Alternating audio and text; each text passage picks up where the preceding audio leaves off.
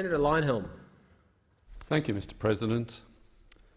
I'm leaving the Senate because I seek to represent the Liberal Democrats for many years to come in the New South Wales Parliament.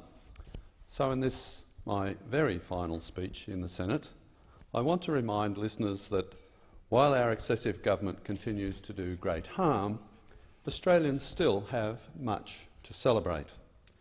Let me outline some examples. The government's ban on low-paid work, euphemistically called the minimum wage, is a disgrace and means that unemployment is higher than it should be.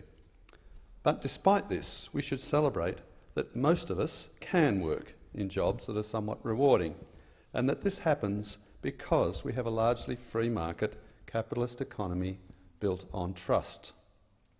It is a disgrace when fat cats can rip off their workers and evade justice by skipping the country, using elaborate corporate trickery or benefiting from bureaucracies that are too lazy to do their job and prosecute the bad guys.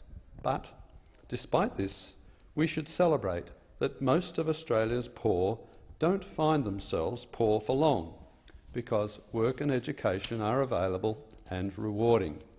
And we should celebrate that most of Australia's rich are rich because they've done something good. If we pulled down some of the regulatory walls that prevent new businesses competing with the businesses of the fat cats, we'd have even more social mobility between the rich and the poor. A lower company tax rate would help too, by making it clear to foreign investors and multinationals that Australia is open for business and Australians are ready for more jobs. Multinationals are not charities. They don't need to do business in Australia, and they won't if those with more hate for multinationals than sense have any sway on our government. It's an absolute disgrace that billions of taxpayers' funds have been wasted on increased salaries for teachers and principals, while they have been producing worse and worse results. But despite this, we should recognise that the trickle of taxpayer funding that makes its way to non-government schools provides middle and low-income parents with some semblance of a choice. And within reach is a future where taxpayer funding depends on the degree of disadvantage of the child, rather than whether the school happens to be owned by the government. It's a disgrace that a disproportionate number of both perpetrators and victims of crime in Australia are Indigenous Australians, and a disproportionate number of disadvantaged Australians are Indigenous Australians.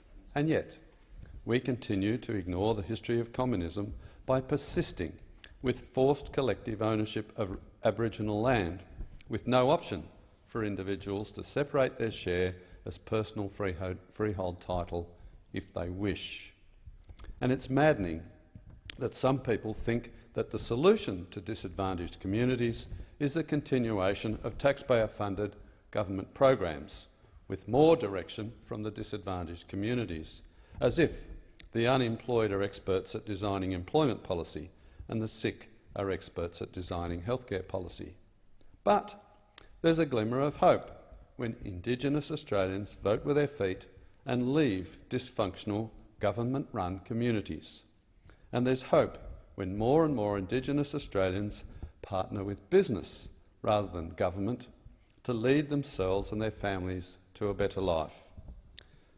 Australia has a lot of work to do, and our current crop of politicians aren't helping much in this regard. But there's no denying that Australians have a lot to celebrate. The Liberal Democrats recognise this as we strive to be a growing force in Australian politics, to do the work that needs to be done to make Australia even better.